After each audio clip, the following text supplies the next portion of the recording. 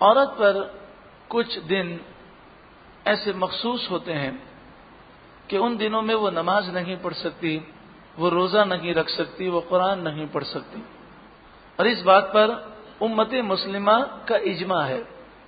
یہ آج کل کچھ ایسے نام نہاد اسکالر جو ہر چیز کو ماڈرن کرنا چاہتے ہیں، اور اسلام کو بھی وہ ماڈرن کرنے کے چکر میں ہیں، اور وہ ہر چیز میں رد و بدل کرنا، نئی نئی باتیں پیش کرنا کہ جو 1400 سال میں نہ کسی صحابی نے، نہ کسی مفسر نے، نہ کسی محدث نے، نہ کسی فقیہ نے کہی، تو انہوں نے اب ایک نیا شوشہ چھوڑا ہوا ہے کہ جناب حیض کی حالت میں قرآن میں کہاں لکھا ہوا ہے کہ عورت نماز نہ پڑھے؟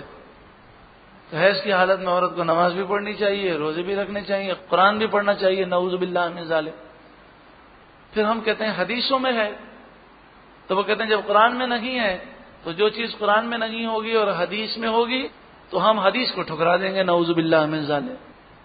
حالانکہ یہ ان کی جہالت ہے۔ قرآن مجید فرقان حمید میں ہر چیز کا بیان موجود ہے، لیکن اگر ہمیں نہیں ملتا تو حدیث میں اس کی وضاحت ہے۔ پھر وہ کہتے ہیں یہ حدیث قرآن کے خلاف ہے۔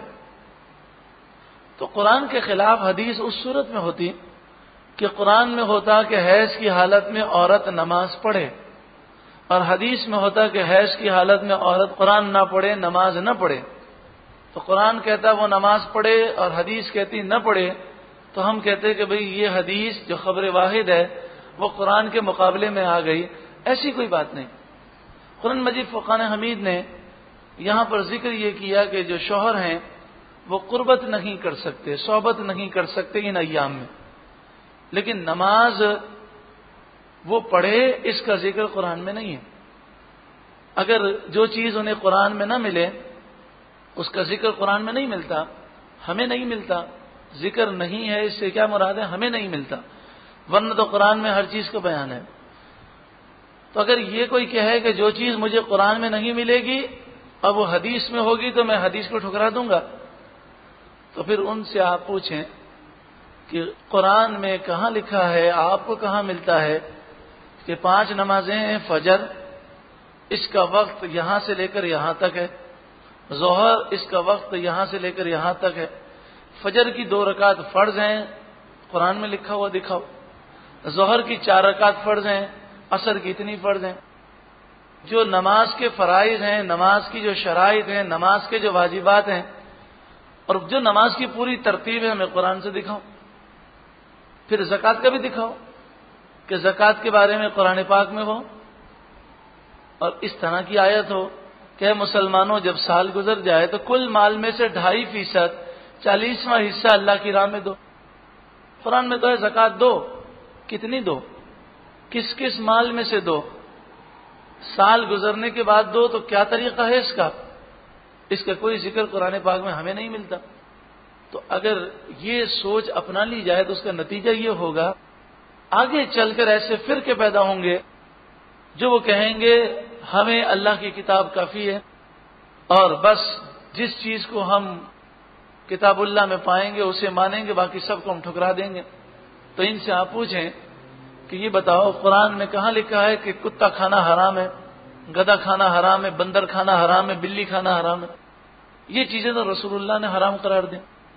ایسا فتنہ اب اٹھنے لگا ہے۔ مصر کے ایک شخص نے جو اپنے آپ کو عالم اور بہت بڑا اسکالر کہتا ہے، اس نے یہ بیان شائع کیا اخبار میں کہ قرآن میں خنزیر کے گوشت کو کھانے سے منع کیا گیا، مردار کھانے سے منع کیا، قرآن نے بہتے خون سے منع کیا، اور جس جانور پر وقت ذبح اللہ اکبر نہ پڑھا جائے جان بوجھ کر اور غیر اللہ کا نام لیا جائے اس کو حرام قرار دیا۔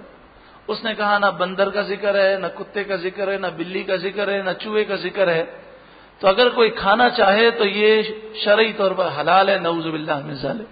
تو یہ یہودیوں عیسائیوں کی سازشیں ہیں کہ جو اس طریقے سے ہمیں قرآن کے نور سے دور کرنا چاہتے ہیں۔ اطیع اللہ و اطیع الرسول ہے، اللہ کی اطاعت کرو اور رسول کی اطاعت کرو۔ تو ان مسائل کو آپ نے اچھی طرح سمجھ لیا کہ احادیث طیبہ میں واضح طور پر بیان کیا گیا کہ حیض والی عورت، نفاس والی عورت نہ نماز پڑھ سکتی ہے نہ روزے رکھ سکتی ہے. نماز اس پر معاف ہے اور جو روزے قضا ہو جائیں وہ بعد میں رکھنے ہوں گے. وَيَسْأَلُونَكَ عَنِ الْمَحِيضِ، وہ آپ سے پوچھتے ہیں حیض کے بارے میں. اب دیکھیں جیسا سوال ہوگا ویسا جواب ہوگا. شان نزول میں کیا ہے؟ سوال یہ تھا ان کا کہ یہودی اور مشرکین مکہ حیض والی عورتوں سے بہت زیادہ وہ نفرت رکھتے تھے. انہوں نے الگ سے کمرہ بنایا ہوا ہوتا جو گھر سے باہر ہوتا. جیسے آپ نے دیہات میں گھر دیکھے ہوں گے تو وہ کھلے کھلے گھر ہوتے ہیں، تو گھر سے باہر انہوں نے کمرہ بنایا ہوا ہوتا. جب عورت اس پیریڈ میں ہوتی تو اسے اس کمرے میں بند کر دیا جاتا. اس کی طرف نہ دیکھتے، نہ اس کے ہاتھ کا کھانا کھاتے، نہ اس سے بات کرتے. اتنی شدید نفرت اور اسے منحوس سمجھتے. دوسری طرف عیسائیوں کا یہ حال تھا کہ وہ حیض کی حالت میں عورتوں سے صحبت کرتے، قربت کرتے. تو صحابہ کرام نے سوال کیا کہ اگر زوجہ کو یہ کیفیت آئے تو پھر مرد کے لیے کیا حکم ہے؟ قل، اے محبوب آپ فرمائیے، ہوا اذن، وہ گندگی ہے. اذن کے دو معنی ہوتے ہیں، اذیت، دوسرا معنی ہے گندگی. تو یہاں ترجمہ کیا گیا گندگی ہے، کیونکہ حیض کا خون جو ہے وہ ناپاک ہے. اور اذیت بھی ہے کہ جب عورت اس پیریڈ میں ہوتی ہے تو اس کی طبیعت ہے وہ بوجھل ہوتی ہے. ایک ڈاکٹر نے، ماہر نفسیات نے اس بات پر تحقیقات کی اور اس نے کہا کہ میں نے جتنی طلاقیں ہوئی ہیں اس کا ریشو نکالا تو مجھے محسوس ہوا کہ 70% سے زیادہ طلاقیں حیض کی حالت میں ہوتی ہیں. پھر کہا اس کی وجہ یہ ہے کہ حیض کی حالت میں عورت پر ایسی جو طبیعت پر بوجھ ہوتا ہے کہ اس میں چڑچڑاپن بہت زیادہ ہوتا ہے. تو جتنے لڑائی جھگڑے اکثر ہوتے ہیں وہ اسی پیریڈ میں ہوتے ہیں. تو مرد کو سوچنا چاہیے کہ جب کوئی بیمار ہو تو اس میں چڑچڑاپن آ جاتا ہے. تو ان مخصوص ایام میں بس اوقات بعض خواتین پر یہ کیفیات طاری ہوتی ہیں تو انہیں جذبات میں نہیں آنا چاہیے، صبر کرنا چاہیے. کیونکہ تھوڑی دیر کی لڑائی اور پھر غصے میں آ کر 3 طلاق دے دینا اور ساری زندگی پھر جو ہے شرمندہ رہنا، افسوس کرنا، کتنی بڑی نادانی ہے. قل ہوا اذن، اب فرما دیجئے وہ گندگی ہے. فاعتزلوا النساء، تو تم الگ رہو عورتوں سے، فی المحیض، حیض کے ایام میں. ولا تقربوہن، اور تم ان کے قریب نہ جاؤ، حتی یطہرن، جب تک کہ وہ پاک نہ ہو جائیں. ان کے قریب نہ جاؤ، عورتوں سے الگ رہو. اس سے مراد یہ ہے کہ شوہر قربت نہ کرے، صحبت نہ کرے. باقی کھانا پینا، گفتگو کرنا، لینا دینا کرنا یا اسے گھر میں رکھنا، یہ ساری چیزیں کوئی منع نہیں ہے. فَإِذَا تَطَهَّرْنَ، پھر جب وہ خوب پاک ہو جائیں. خوب پاک ہونے سے مراد یہ ہے حیض کا جو کم سے کم جو دن ہے وہ 3 دن ہے اور زیادہ سے زیادہ 10 دن ہے. 10 دن مکمل ہو جائیں اور عورت پاک ہو جائے. کیونکہ جب 10 دن مکمل ہو جائیں اور خون آ رہا ہو پھر بھی عورت پاک تصور کی جاتی ہے. ایک تو یہ صورت ہے. دوسری صورت یہ ہے کہ اگر 10 دن سے پہلے خون بند ہو جائے تو پھر اس صورت میں وہ غسل کر چکی ہو، غسل نہ کیا ہو تو اس صورت میں صحبت نہیں کی جا سکتی. تیسری صورت یہ ہے کہ اگر 10 دن سے پہلے یہ پیریڈ ختم ہو جائے تو ایک نماز کا وقت اس پر گزر چکا ہو. 3 صورتیں ہو گئی. اگر 10 دن تک جاری رہے تو جیسے ہی 10 دن پورے ہو گئے شوہر صحبت کر سکتا ہے. دوسری صورت کیا ہے؟ 10 دن سے پہلے اگر یہ پیریڈ بند ہو جائے تو 2 صورتیں ہیں، یا تو وہ عورت غسل کر لے یا پھر ایک نماز اس پر قضا ہو جائے. اگر ایک نماز قضا ہو جائے اس نے غسل نہ کیا تو گناہ گار ہوئی، لیکن پھر بھی صحبت کرنا جائز ہو جائے گا۔ یہاں پر ایک اہم ترین مسئلہ سمجھ لیں کہ 7 دن میں اگر عورت پاک ہوتی ہے، ہر مہینے یا 6 دن جو بھی عادت ہے، کسی مہینے 2 دن پہلے پاک ہو گئی، یعنی 7 دن کے بجائے 5 دن، تو پاک ہو گئی، غسل کر کے نماز تو شروع کر دے گی، لیکن صحبت جو ہے ابھی جائز نہیں ہے جب تک کہ یہ 7 دن گزر نہ جائیں۔ فَإِذَا تَطَهَّرْنَ، پھر جب وہ خوب پاک ہو جائیں۔ دیکھیے یہ تو وہ مسائل تھے کہ جن کا قرآن کی تفسیر کے لیے بتانا ضروری تھا۔ باقی اس کے علاوہ بہت سارے ایسے مسائل ہیں کہ جو خواتین شرم کے مارے پوچھتی نہیں ہیں، انہیں چاہیے کہ وہ پوچھیں۔ نبی اکرم صلی اللہ علیہ وآلہ وسلم سے بڑھ کر ہے کوئی باحیا؟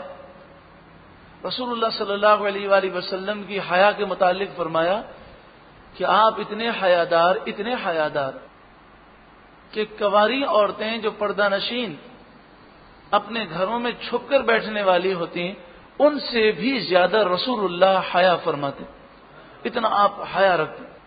لیکن صحابیات، مسلمان خواتین رسول اللہ کی بارگاہ میں آتی ہیں اور وہ اپنے خاص مسائل کا علم رسول اللہ سے حاصل کرتے ہیں، اور ان کا پوچھنے کا طریقہ یہ ہوتا، یا رسول اللہ صلی اللہ علیہ وآلہ وسلم، اللہ تبارک و تعالی حق بیان کرنے سے حیا نہیں فرماتا، یہ مسئلہ ہمیں درپیش ہے، ہم آپ کے علاوہ کس سے پوچھیں تو ہمیں اس کا جواب دے دیں۔ تو رسول اللہ صلی اللہ علیہ وآلہ وسلم انہیں جواب دیتے ہیں۔ تو خواتین کو چاہیے کہ وہ اس میں حیا نہ کریں، اور جو بھی معلمہ ہوں، جو عالمہ خواتین ہیں، وہ خواتین جو علم دین رکھتی ہیں، وہ ان سے رجوع کریں اور اپنے خاص مسائل ان سے سمجھ لیں، باہری شریعت کا دوسرا حصہ حاصل کریں، اس میں حیض و نفاس کے مسائل پڑھ لیں، سمجھ لیں، کیونکہ اگر غلطی کی اور ناپاکی کی حالت میں وہ گھر میں رہی اور اس پر غسل کرنا فرض تھا اور تاخیر کی اور نمازیں قضا ہو رہی ہیں اور اسے پتہ ہی نہیں ہے، تو پھر اس صورت میں ہوگا یہ کہ گھر میں رحمت کے فرشتے نہیں آئیں گے۔ جب رحمت کے فرشتے نہیں آئیں گے تو گھر میں نحوست ہی نحوست ہوگی۔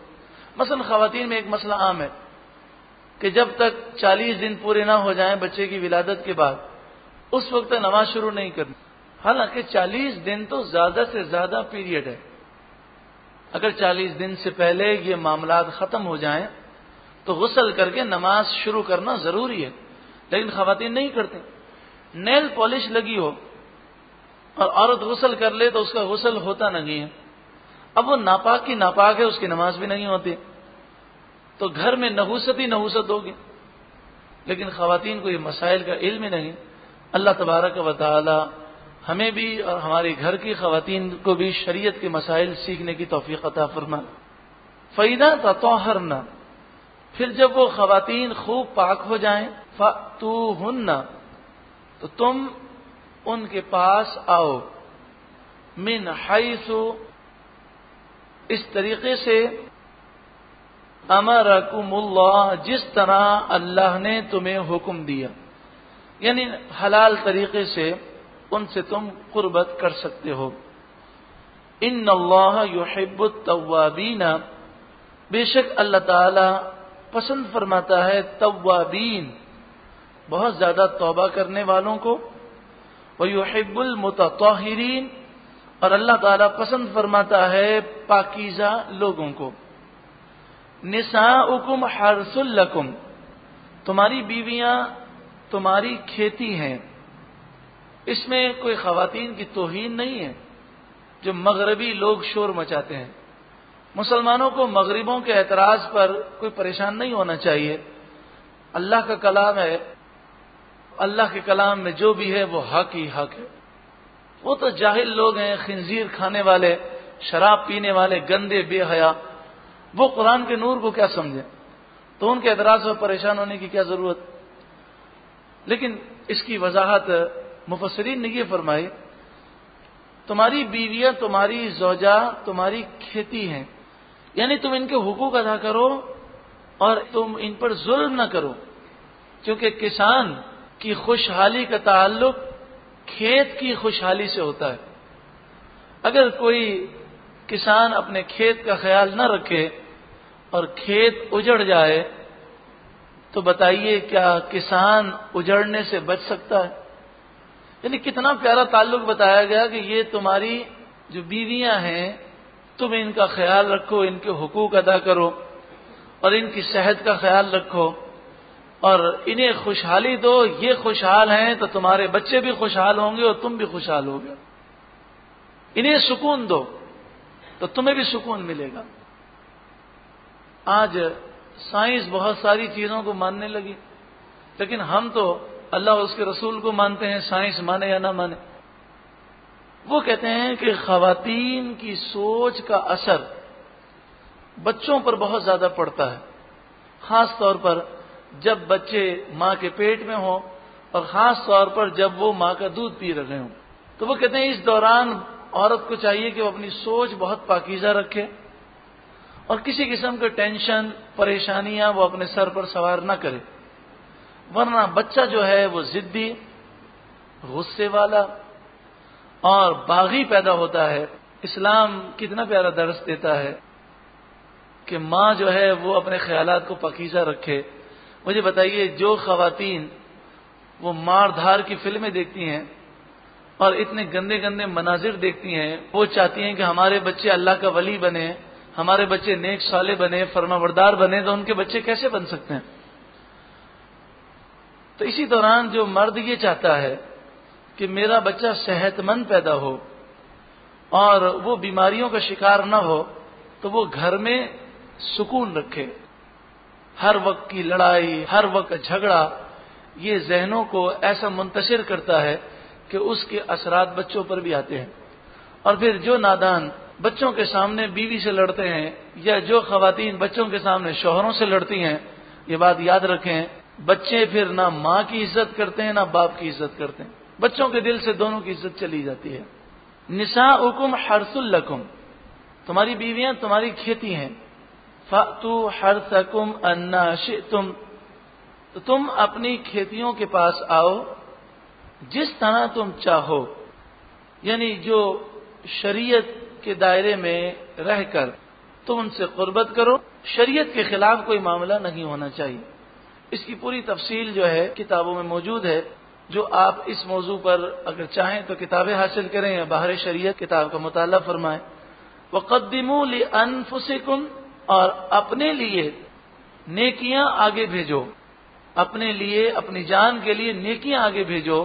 وقدموا مانے آگے بھیجو، مطلب یہ کہ یہ سارا عمل اور یہ نکاح کے بعد کے معاملات، اس میں نیت صرف یہی ہونی چاہیے کہ میں رسول اللہ کی سنت پر عمل کر رہا ہوں، اولاد کا حصول یہ نیت ہو، اور مقصد یہ ہو کہ میں اولاد کی صحیح تربیت کروں گا تاکہ میرے مرنے کے بعد بھی قبر کے اندر مجھے ثواب جاریہ کا ذخیرہ ملتا رہے۔ اس کے علاوہ انسان نیکیوں پر توجہ دے اور ہر وقت اس کی توجہ اللہ کی طرف ہونی چاہیے۔ واتقوا اللہ، اور اللہ سے ڈرو۔ واعلموا انکم ملاقوہ، خوب جان لو بے شک تمہیں اللہ سے ملاقات کرنی ہے، کل بروز قیامت تمہیں حاضر ہونا ہے۔ کب تک اس دنیا میں عیش و عشرت کی زندگی بسر کرو گے؟ ایک نہ ایک دن تمہیں مرنا ہے، اور مر کر پھر تمہیں دوبارہ اٹھنا ہے۔ انکم ملاقوہ، تمہیں اللہ سے ملنا ہے۔ اگر تم نے کسی کی برائی کی ہو یا کوئی ایسا کام کیا ہو جو اسے ناپسند ہو تو شرم کے مارے اس سے ملاقات کرنے کی تم جرت نہیں رکھتے، تو سوچو تو صحیح، تم نے اگر رب کی نافرمانیاں کی تو رب کے دربار میں حاضر کیسے ہوگے؟ وبشر المؤمنین، ارے محبوب آپ مومنوں کو خوشخبری سنا دیجئے کہ ان کے لیے جنت کی بہاریں ہیں۔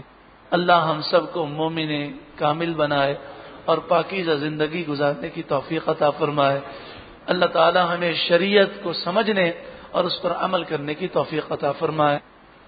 ہم نے قسم کے مسائل اور قسم کی اقسام کو سماعت کیا، اور ایک اہم ترین مسئلہ یہ بھی سماعت کیا کہ اگر کوئی غلط قسم کھا لے، یعنی نیکی نہ کرنے کی، لوگوں کے درمیان صلح نہ کرانے کی، ایسی قسمیں کھا لے تو اسے چاہیے کہ وہ قسم توڑ دے، نیکی کرے، لوگوں کے درمیان سلوک کروائے، لوگوں کی مدد کرے، اور پھر وہ اس قسم کا کفارہ ادا کر دے۔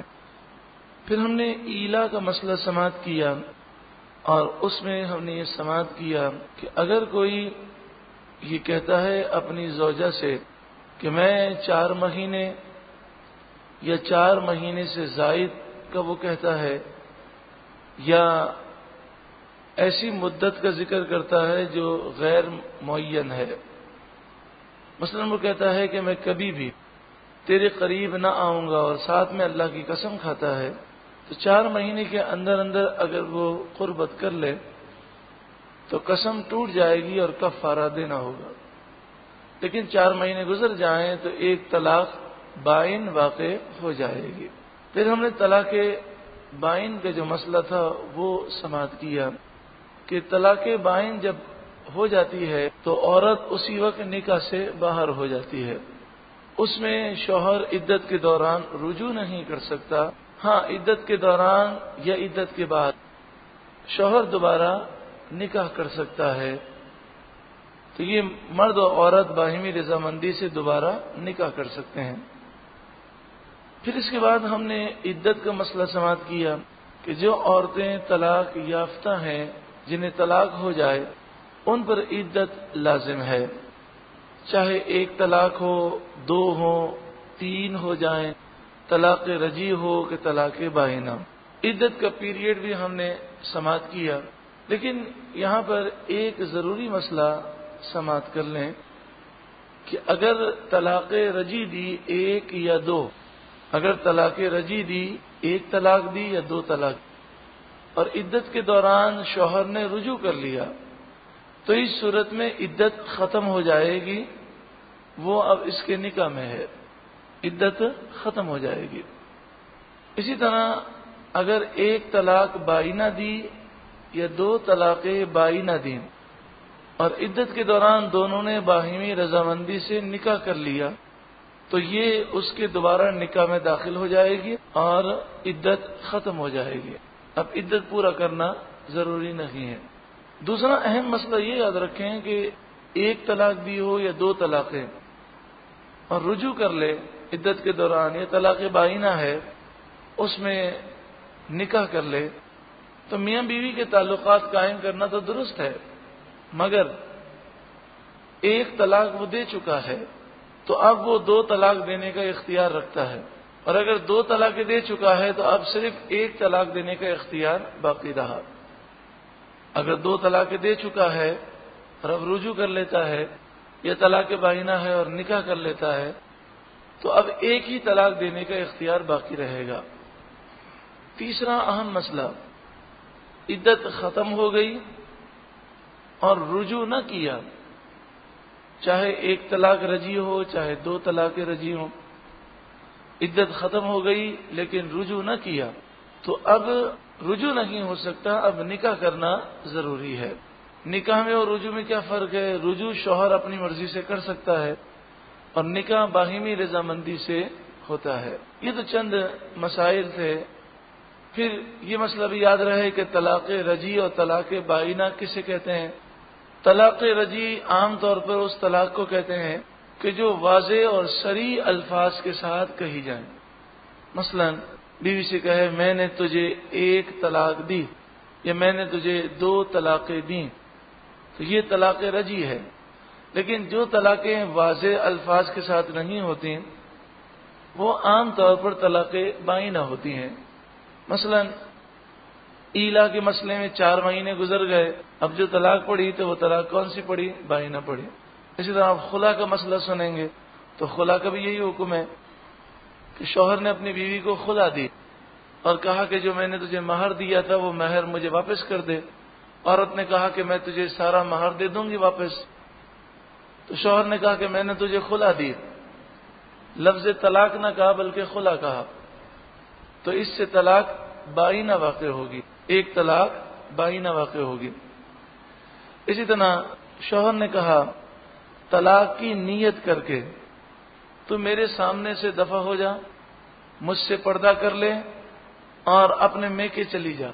یہ جملے اس نے طلاق کی نیت سے کہے، کیونکہ یہ جملے دوسرے معنی میں بھی استعمال ہو سکتے ہیں، یعنی ناراضگی کی وجہ سے بھی ہو سکتے ہیں کہ میں تجھ سے اتنا ناراض ہوں کہ تو مجھے اپنی شکل مت دکھا بھی چند دن، یہ مطلب بھی ہو سکتا ہے.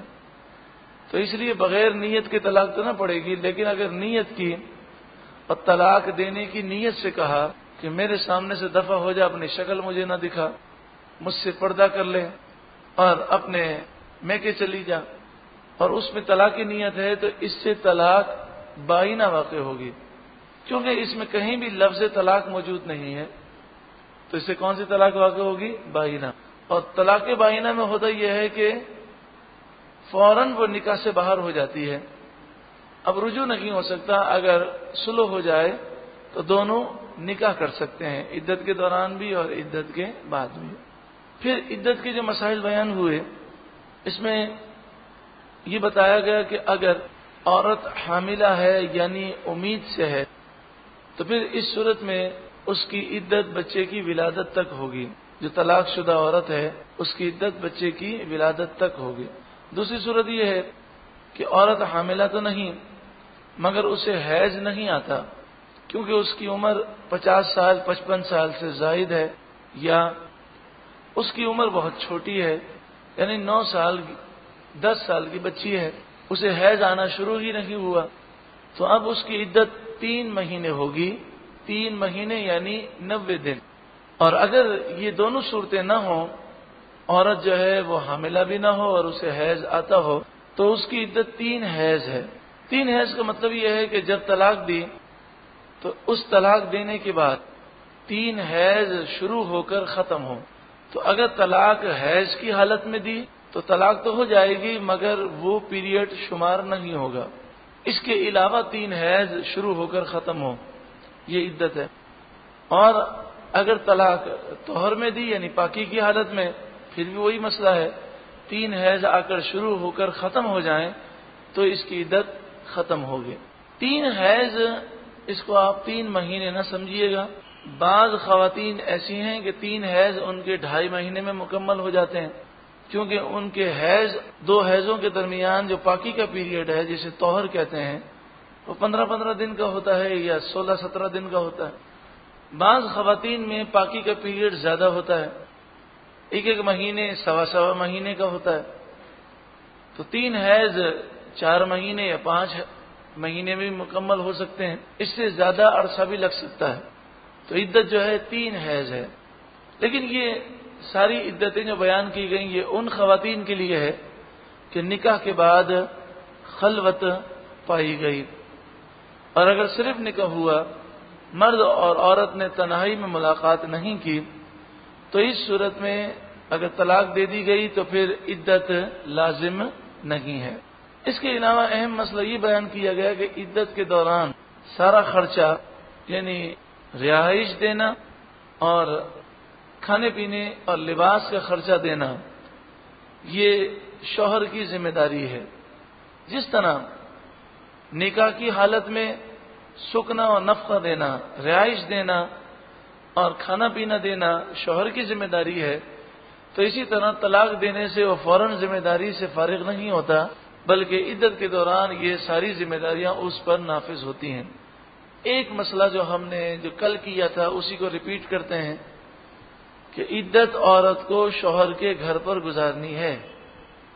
طلاق کی عدت ہو یا وفات کی عدت ہو، عدت عورت کو شوہر کے گھر پر گزارنا لازمی ہے. ہاں اگر فی زمانہ جیسے حالات ہیں کہ بہت زیادہ ظلم کیا جاتا ہے اور وہ طلاق دینے کے بعد تو کوئی تعلق کا تو سوال ہی پیدا نہیں ہوتا، اس صورت میں جب اسے گھر سے نکال دیا جاتا ہے تو وہ عدت اپنے میکے گزار سکتی ہے.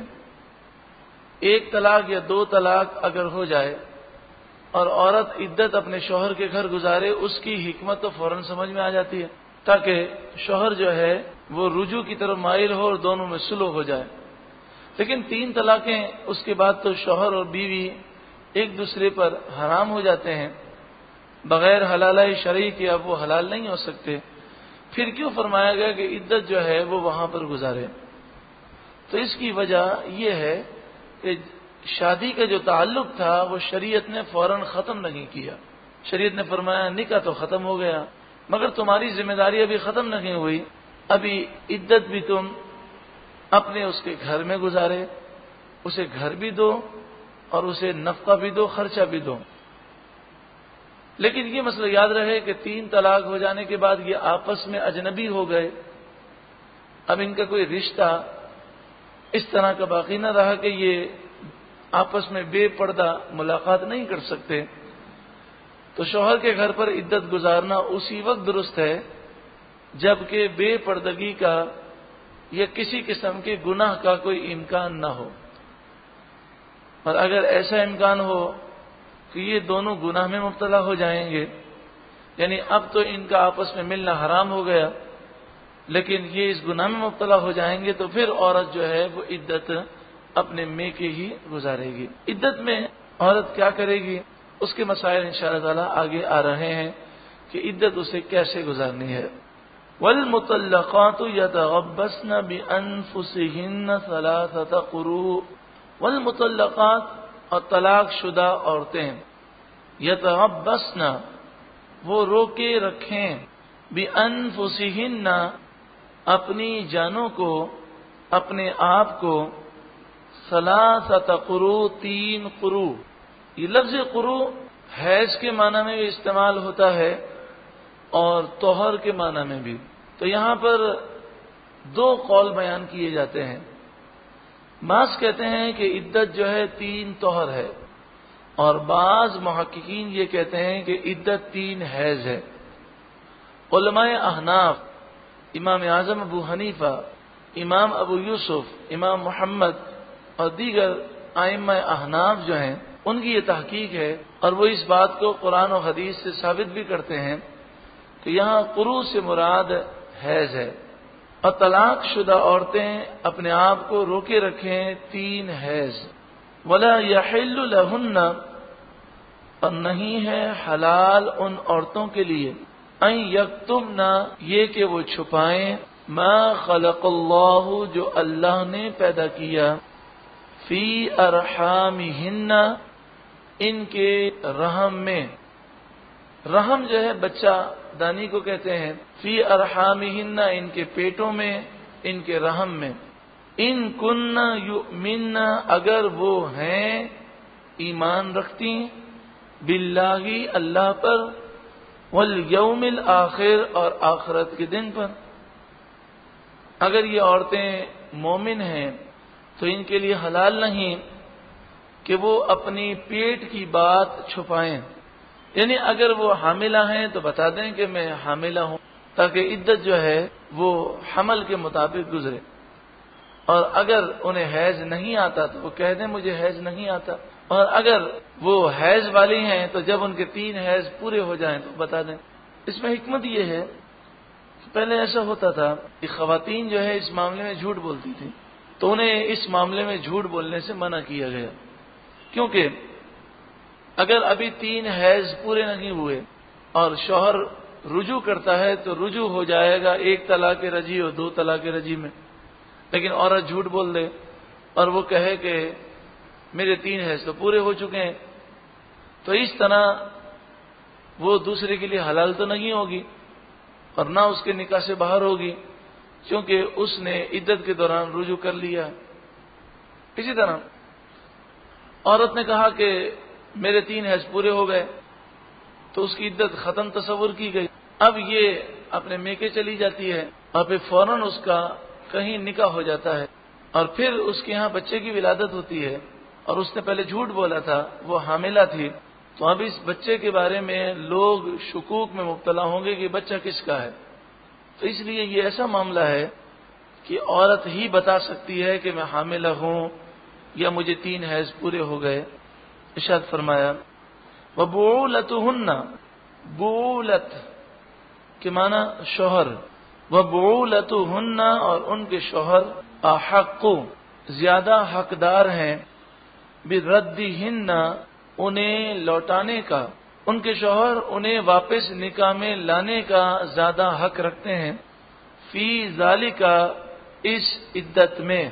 یعنی اگر 1 طلاق یا 2 طلاق دی ہیں تو اس صورت میں شوہر اس عورت کو دوبارہ اپنے نکاح میں لانے یعنی رجوع کرنے یا نکاح کرنے کا زیادہ حق رکھتا ہے عدت کے دوران. لیکن یہاں پر 3 طلاقیں مراد نہیں ہیں، بلکہ کیا مراد ہے؟ 1 طلاق یا 2 طلاقیں. 1 طلاق یا 2 طلاقیں رجی ہوں تو پھر کیا حکم ہے؟ شوہر عدت کے دوران رجوع کر سکتا ہے. رجوع زبان سے بھی ہوتا ہے اور فعل سے بھی ہوتا ہے. اور اگر 1 طلاق یا 2 طلاقیں بائنہ ہیں تو وہ رجوع نہیں کر سکتا، نکاح کر سکتا ہے عدت کے دوران. ان ارادو، اگر وہ ارادہ کریں، اصلاح کرنے کا، خیر خواہی کرنے کا، یعنی شوہر رجوع ظلم کرنے کے لیے نہ کرے بلکہ وہ گھر نبھانے کے لیے اور ایک دوسرے کے یہ حقوق ادا کرنے کے لیے رجوع کریں یا نکاح کریں. وَلَهُنَّ، اور ان عورتوں کے لیے، مثل الذی، انہی حقوق کے مثل حقوق ہیں، علیہن، جو ان عورتوں کے اوپر ہیں، بالمعروف، شریعت کے مطابق، دستور کے مطابق، بھلائی کے ساتھ. معروف دستور، قانون، شریعت، بھلائی، خیر، ان تمام معنی میں استعمال ہوتا ہے. اس آیت کا مفہوم یہ ہے کہ جس طرح شوہر بیوی پر حقوق رکھتا ہے تو بیوی بھی شوہر پر حقوق رکھتی ہے. ہم کوئی چیز خریدتے ہیں تو ہمارے تو حقوق ہوتے ہیں اس چیز پر، وہ چیز ہماری ہے، لیکن اس چیز کے ہم پر کوئی حقوق نہیں ہوتے. یہ نکاح کوئی خرید و فروخت نہیں ہے. یہ نکاح وہ رشتہ ہے کہ جس سے ایک دوسرے کے حقوق لازم ہو گئے. شوہر کو سکنا بھی دینا ہے، یعنی بیوی کے لیے وہ رہائش کا انتظام کرے، نان نفقہ دے، اس کا جو جائز اور ضروری خرچہ ہے وہ پورا کرے. پھر اس کے علاوہ وہ انہیں جانوروں کی طرح مار نہیں سکتا، بلکہ جانور کو بھی بلا وجہ مارنے کی اجازت نہیں. وہ طنز و طعنے دینا، اور جس طرح کا ماحول آج کل پایا جاتا ہے کہ بعض مرد حضرات عورتوں پر بے انتہا ظلم کرتے ہیں، یا اس کو یوں کہہ لیجئے کہ باہر کا غصہ وہ گھر میں نکالتے ہیں. کسی کے سامنے بول نہیں سکتے تو بیوی کو گالیاں دیتے ہیں، بولتے ہیں. تو اس طرح کی سوچ جو ہے وہ جاہلانہ سوچ ہے. نبی اکرم صلی اللہ علیہ وآلہ وسلم نے ارشاد فرمایا. اس ارشاد کو سننے سے پہلے یہ بھی سمجھ لیں کہ یہ جو مار دھار اور گالیاں اور یہ گھر میں ہوتی ہیں، اس میں بعض مرد حضرات وہ ہیں کہ جن کے ذہن میں یہ بات ہوتی ہے کہ بیوی کو دبا کر رکھنا ضروری ہے، اور بعض ایسے بھی دولہے دیکھے گئے کہ ان کے جو سائڈر ہوتے ہیں وہ انہیں مس گائیڈ کرتے ہیں اور کہتے ہیں پہلے دن سے اسے بالکل دبا کے رکھنا. تو پھر وہ شروع ہی سے اتنا ظلم کرتے ہیں اور وہ سمجھتے ہیں کہ یہ کوئی مردانہ کوالٹی ہے، یہ کوئی مرد کی شان ہے. یعنی صحیح بات بھی ہو تو وہ اس پر بھی ڈانٹتے ہیں، اس پر بھی طنز کرتے ہیں، اس پر بھی طعنے دیتے ہیں، اور ہر وقت ڈانٹنا ڈپٹنا. پھر اس میں بعض خواتین ایسی ہوتی ہیں کہ بیچاری اپنے گھر کو بچانے کے لیے برداشت کر لیتی ہیں. تو اس مثال کو لوگ مثال بناتے ہیں اور کہتے ہیں دیکھو اس نے جب اپنے بیوی کے ساتھ ایسا سلوک کیا تو کیسا اس نے اس کو دبا کے رکھا ہوا ہے. تو یہ دبا کے رکھنا کوئی مردانہ شان نہیں ہے، یہ جاہلانہ حرکتیں ہیں. نبی اکرم صلی اللہ علیہ وآلہ وسلم سے بڑھ کر کون مردانہ شان رکھتا ہے. پیارے آقا صلی اللہ علیہ وآلہ وسلم کے بارے میں حضرت انس فرماتے ہیں کہ نبی اکرم صلی اللہ علیہ وآلہ وسلم کو 4000 مردوں کی طاقت دی گئی. 4000 مردوں کی طاقت دی گئی. اس کے علاوہ بعض روایتیں ہیں کہ 16000 مردوں کی طاقتیں دی گئی. لیکن نبی اکرم صلی اللہ علیہ وآلہ وسلم کا انداز دیکھیں. پیارے آقا صلی اللہ علیہ وآلہ وسلم فرماتے ہیں تم میں سب سے بہترین وہ ہے جو عورتوں کے ساتھ اچھا سلوک کرنے والا ہے، جو اپنی عورت کے ساتھ اچھا سلوک کرنے والا ہے. اور پھر فرمایا میں اپنی عورتوں کے ساتھ سب سے اچھا سلوک کرنے والا ہوں. حضرت عائشہ فرماتی ہیں نبی اکرم صلی اللہ علیہ وآلہ وسلم نے اپنی ذات کے لیے آج ہمارے جتنے غصے ہیں کس کے لیے ہیں؟ اپنی ذات کے لیے. کپڑے استری نہیں ہوئے، کھانا نہیں پکا، نمک زیادہ ہو گیا، جتنے مسائل ہیں، جتنے لڑائی جھگڑے ہیں، سب اپنی ذات کے لیے. رسول اللہ صلی اللہ علیہ وآلہ وسلم نے فرمایا، حضرت عائشہ فرماتی ہیں کہ رسول اللہ صلی اللہ علیہ وآلہ وسلم نے اپنی ذات کے لیے نہ کسی غلام کو اور نہ ہی کسی اپنی زوجہ کو نہ ڈانٹا نہ مارا، کبھی زندگی میں نہ ڈانٹا ہے نہ مارا ہے. اگر اصلاح کی بات بھی کرنی ہے تو نرمی کے ساتھ. عقید جہاں صلی اللہ علیہ وآلہ وسلم نے کبھی ہاتھ نہیں اٹھایا اپنی ازواج مطہرات پر. تو عورتوں پر بغیر شرعی اجازت کے ہاتھ اٹھانا یہ مردانہ طاقت کا اظہار نہیں بلکہ بے غیرتی ہے، بے شرمی ہے. کہ جو کمزور پر ہاتھ اٹھاتا ہے وہ پرلے درجے کا شرم سے دور ہے، بے حیا ہے اور غیرت سے محروم ہے.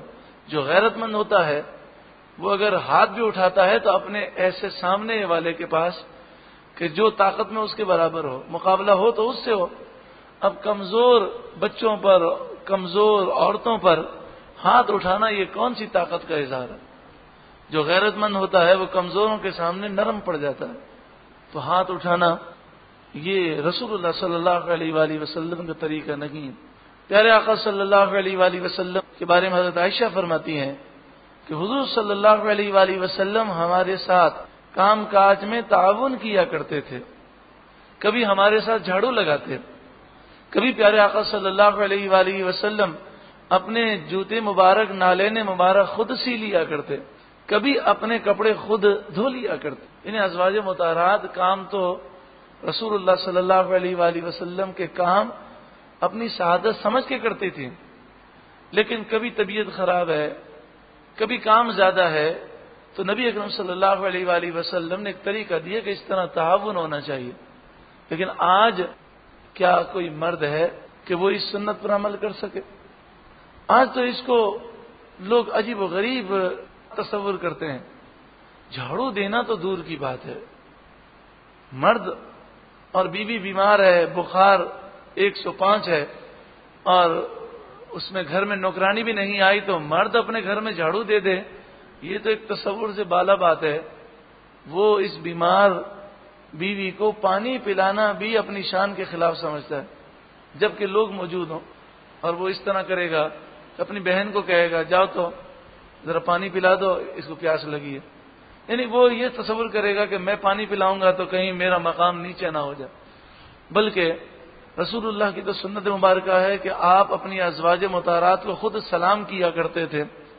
تو کئی ایسے مرد ہیں کہ بیوی کو سلام کرنا وہ یہ اپنی مردانہ شان کے خلاف سمجھتے ہیں، اور اگر کوئی سلام کرے تو اسے کہتے ہیں یہ تو زن مرید ہے، یہ تو بیوی کا مرید بن گیا، بیوی کو سلام کرتا ہے. یہ سب جاہلانہ باتیں ہیں. یہ سارے ہندوانہ تہذیب کے اثرات ہیں جو یہاں پر رہنے کی وجہ سے ہم پر مسلط ہو گئے. عقید جہاں صلی اللہ علیہ وآلہ وسلم کی تعلیمات کیا ہیں؟ بیوی تو بیوی ہے، بچہ تو بچہ ہے. جانور کے متعلق بھی فرمایا کہ جانور کے سر پر مارنا حرام ہے، جانور کے چہرے پر مارنا حرام ہے. تو یہ یاد رکھیں کہ بچے کو یا عورت کو، کسی کو بھی ہم چہرے پر نہیں مار سکتے. چہرے پر مارنا حرام ہے، سر پر مارنا حرام ہے. لیکن اس طرف کوئی احتیاط نہیں کی جاتی. اسی طرح طنز کرنا، تانے دینا، دل دکھانا. تو دل دکھانے کا جہاں تک تعلق ہے، رسول اللہ صلی اللہ علیہ وآلہ وسلم نے خانہ کعبہ کو دیکھا اور فرمایا کعبہ تیری بہت عظمت ہے، لیکن مومن کے دل کو تجھ سے زیادہ اللہ نے عظمت عطا فرمائی. اور پھر فرمایا کہ مومن کے دل کو توڑنا، خانہ کعبہ کو توڑ کر اینٹ سے اینٹ بجا دینا، اس سے بھی بڑا گناہ ہے. اب مومن چاہے وہ ہماری ماں ہو، چاہے وہ ہمارا باپ ہو، چاہے بہن ہو، چاہے بھائی ہو، چاہے کسی کا شوہر ہو، چاہے کسی کی بیوی ہو، چاہے عام مومن ہو، تو سارے ہی مومن ہیں. تو دل توڑنا، طنز کرنا، تانے دینا، یہ عورتوں میں مرض ہے، مردوں میں بھی ہے. تو ہم سب کو اپنی اصلاح کرنی چاہیے. اگر ہم نے اس طرح جانوروں جیسی زندگی گزاری، قبر میں چلے جائیں گے، پھر ایک ایک جملہ ہمارے لیے مصیبت بن جائے گا. بس ایک ذہن بن جائے کہ میری زبان اتنی پاکیزہ ہو جائے کہ بس میری زبان سے، میرے ہاتھ سے، میرے جسم سے کسی کو تکلیف نہ پہنچے۔ اللہ رب العالمین عمل کرنے کی توفیق و سعادت نصیب فرما۔ یہ مسئلہ بھی یاد رہے کہ بعض ایسے حقوق ہیں جو عورتیں مطالبہ کرتی ہیں لیکن شریعت نے مرد پر واجب نہیں کیا۔ جیسے مرد پر واجب ہے گرمی کے 2 جوڑے، سردی کے 2 جوڑے، اس کے علاوہ لباس دینا مرد پر واجب نہیں۔ مرد پر واجب ہے ایک کمرہ دے دینا کہ جس میں وہ اطمینان سے وقت گزار سکیں، لیکن الگ مکان دینا، الگ رہنا یہ مرد پر واجب نہیں ہے۔ ہاں الگ کمرہ دینا واجب ہے۔ تو ہمارے یہاں پر جس طرح خواتین نے مردوں سے ناجائز قسم کے مطالبات رکھ دیے اور ہر وقت مطالبہ کرنا، ہر وقت تنگ کرنا اور ناشکری کرنا جس طرح عورتوں میں ہے، اور جس طرح رسول اللہ نے فرمایا، آپ صلی اللہ علیہ وآلہ وسلم نے عورتوں کو فرمایا عورتیں صدقہ بہت دیا کرو کیونکہ میں نے جہنم میں عورتیں زیادہ دیکھی ہیں۔ تو عورتوں نے پوچھا یا رسول اللہ ایسا کیوں ہے؟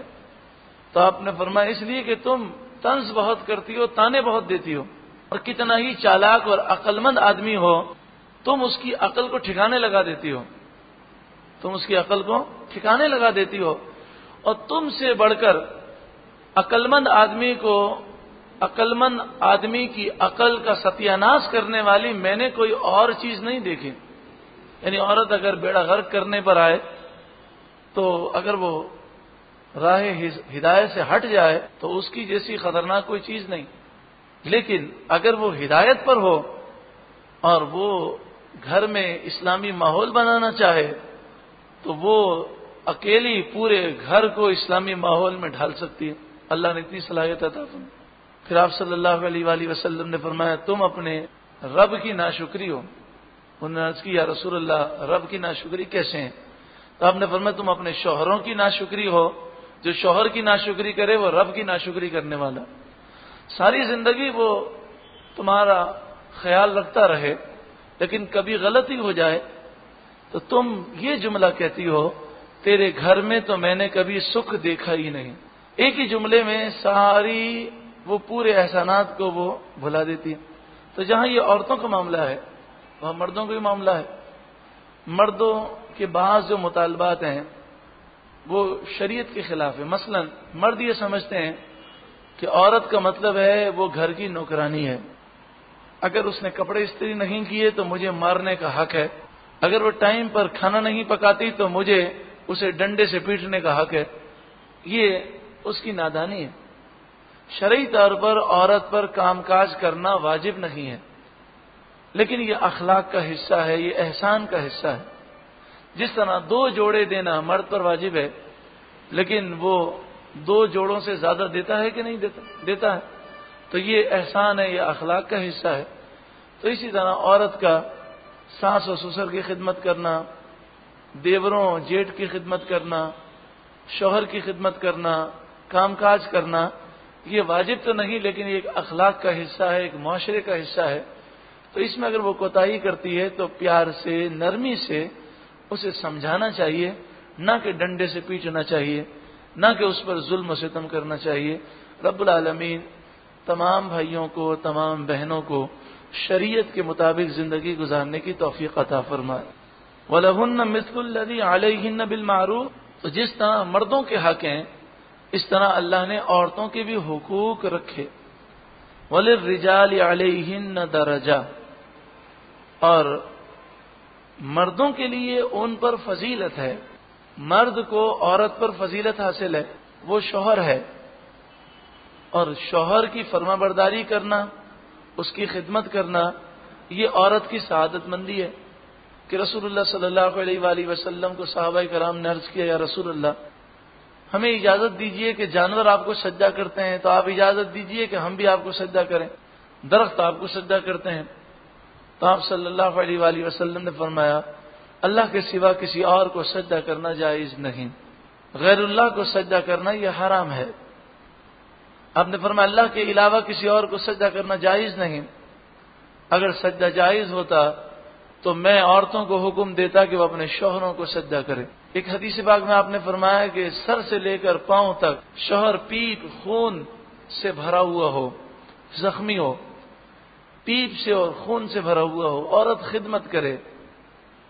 اور خدمت کو کس طرح سمجھایا گیا؟ ایک تو خدمت ہوتی ہے روئی سے خون کو صاف کرنا. حدیث پاک میں فرمایا کہ وہ سر سے لے کر پاؤں تک جو خون اور پیپ لگا ہے اسے اگر اپنی زبان سے صاف کرے، یعنی سمجھانے کے لیے مثال دی گئی. اتنی خدمت کرے اپنے شوہر کی. زبان سے خون پیپ صاف کرنا منع ہے، لیکن یہ مبالغہ ہے سمجھانے کے لیے کہ اتنی بھی خدمت کرے اگر شوہر کی، تو رسول اللہ نے فرمایا پھر بھی عورت اپنے شوہر کا حق ادا نہیں کر سکتی. آپ صلی اللہ علیہ وآلہ وسلم نے فرمایا 5 نمازیں عورت پڑھے، رمضان کے روزے رکھے، یعنی جو اللہ نے حکم دیا اس پر عمل کرے، اور اپنے شوہر کو راضی رکھے. جنت کے 8 دروازے میں سے جس دروازے سے چاہے جنت میں داخل ہو جائے. یہ سارے فضائل ہیں. شوہر کو حاکم بنایا گیا جو گھر کا حاکم ہے. ہاں یہ ضرور ہے کہ جس طرح ملک کا حاکم ہوتا ہے اس پر لازم ہے کہ وہ اپنی رعایا کی خدمت کرے اور ان سے مشورہ لے اور پھر ایک فیصلہ کرے. تو شوہر گھر کا حاکم ہے تو وہ بال بچے اس کی رعایا ہیں، تو ان کا خیال کرنا اور ان سے مشورہ لینا اور پھر اچھا فیصلہ کرنا یہ اس پر لازم ہے. اسی طرح اللہ تعالیٰ نے مردوں کو فطری قوتیں زیادہ دیں، برداشت کرنے کی قوت، بہادری، جسم میں طاقت. تو جس طرح اللہ تعالیٰ نے مردوں کو جسمانی طاقتیں دیں تو اسی طرح ان پر بوجھ بھی اسی اعتبار سے ڈالا ہے، کیونکہ اللہ تعالیٰ کسی جان پر اس کی طاقت سے زیادہ بوجھ نہیں ڈالتا. تو اسی لیے عورتوں پر جہاد فرض نہیں کیا گیا، مردوں پر فرض کیا گیا، کیونکہ مرد کے اندر وہ طاقت اللہ تعالیٰ نے عطا فرمائی. اور مرد کو میراث میں سے دگنا حصہ دیا گیا. طلاق اور رجوع کا اختیار مرد کو دیا گیا کہ عام طور پر عورتوں کے مقابلے میں، عام طور پر مردوں کے مقابلے میں عورتیں جلدی جذباتی ہو جاتی ہیں. اس کی ایک آسان سی مثال ہے، باپ اپنے بیٹے کو یہ کہہ دے کہ تو جا اب میں تیری لاش دیکھوں، یہ آپ نے بہت کم سنا ہوگا. لیکن ماں بتائیے بیٹے سے کتنا پیار کرتی ہے، کتنا پیار ہے، یعنی باپ کے مقابلے میں کئی گنا پیار ہے. لیکن اگر لڑائی ہو جائے اور بیٹا لڑ کے جا رہا ہو تو جذبات میں وہ کہہ دیتی ہے کہ جا دفع ہو جا، میں اب تیری لاش دیکھوں. یہ کیا ہے، عورت فوراً جذبات میں آ جاتی ہے اور بسا اوقات زبان سے وہ ایسا جملہ کہتی ہے کہ دل میں وہ چیزیں نہیں ہوتی. دل میں تو محبت ہے لیکن جوش میں آ کر کہہ دیا. اب بچہ چلا گیا، مسلح بچھا کر رو رو کر دعائیں کر رہی ہے. تو یہ ماں چونکہ عورت ہے تو غصے میں آ کر، جذبات میں آ کر وہ نہ بولنے کی بات بول دیتی ہے.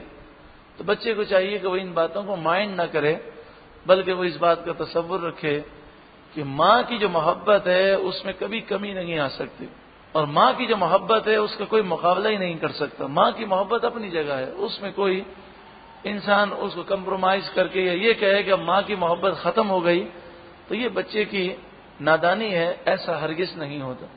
تو جب ماں اپنے بچے سے اتنا پیار کرتی ہے کہ جب اللہ کے پیار اور اللہ کی محبت کا ذکر کیا گیا تو فرمایا گیا کہ اللہ 70 ماؤں سے زیادہ پیار کرتا ہے. تو ماں کی محبت سے مثال دی گئی. اس کے باوجود جب وہ غصے میں آتی ہے تو نہ بولنے کی باتیں بول دیتی ہے اپنے بیٹے کے لیے. تو اسی طرح اگر بیوی کو طلاق کا اختیار دیا ہوتا تو غصے میں آ کر ہر دوسرے دن آپ دیکھتے ہیں کہ لوگوں میں طلاق واقع ہو جاتے. واللہ عزیز حکیم، اللہ غالب حکمت والا ہے. اب اس کے بعد 13ویں رکوع کی ابتدا ہے جو دوسرے پارے کا 13واں رکوع ہے. یہ ضروری مسئلہ سماعت کر لیں. ماں باپ کی فرما برداری ضروری ہے، عورت پر شوہر کی فرما برداری ضروری ہے، مگر شریعت کے دائرے کے اندر.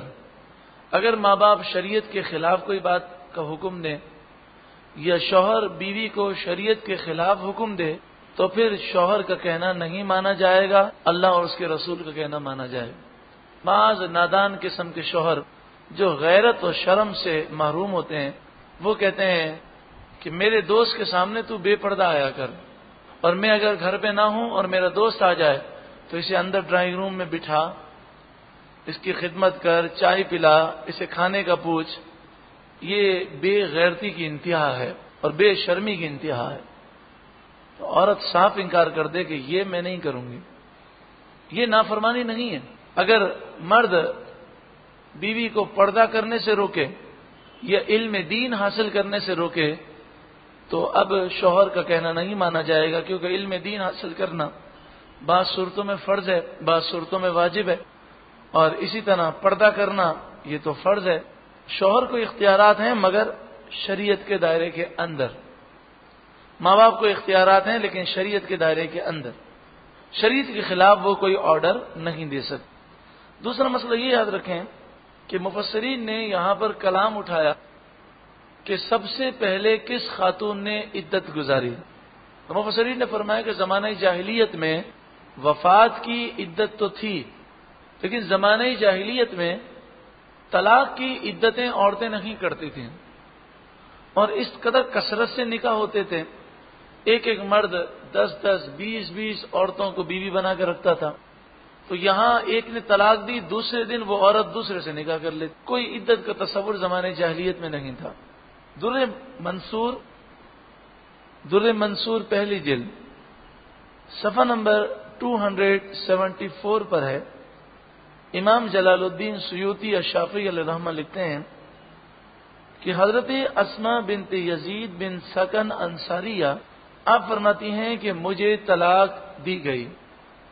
اس زمانے میں عدت کا کوئی رواج نہ تھا، تو پھر میرے بارے میں یہ آیت کریمہ نازل ہوئی کہ طلاق شدہ عورتیں اپنے آپ کو 3 حیض تک روکے رکھیں۔ حضرت قتادہ فرماتے ہیں زمانے جاہلیت میں طلاق کی کوئی عدت نہیں ہوتی تھی، تو سب سے پہلے اسلام کے ظہور کے بعد، حضور کی آمد کے بعد اور حضور کے اعلان نبوت کے بعد سب سے پہلے جس خاتون نے طلاق کی عدت گزاری وہ حضرت اسماء بنت یزید بن سکن ہے۔ حضرت اسماء بنت یزید بن سکن انصاریہ، یزید کا جو نام ہے وہ جب ہم سنتے ہیں تو ہمارے ذہن میں وہ یزید پلید ہی آتا ہے، تو یزید کا نام جو ہے یہ زمانے جاہلیت میں بھی کئی لوگوں کا تھا، اور اسلام کے بعد کئی بزرگان دین کا نام یزید رہا ہے، لیکن چونکہ مشہور و معروف یزید پلید ہی ہے کہ جس نے اہل بیت اطہار پر اتنا بڑا ظلم کیا، اور پہلے اس نے خوشی کا اظہار کیا، پھر جب یہ دیکھا کہ سیاسی ماحول اس کے خلاف ہے تو اس نے جھوٹا موٹا رونا دھونا کیا، جس طرح ہمارے ملک میں ہوتا ہے، پہلے خود ہی قتل کراتے ہیں پھر خود ہی جو ہے وہ ہنگامے اور احتجاج کرتے ہیں، تو اس نے بھی ایسی ہی حرکتیں کی۔ حضرت اسماء بنت یزید بن سکن انصاریہ یہ ان کا نام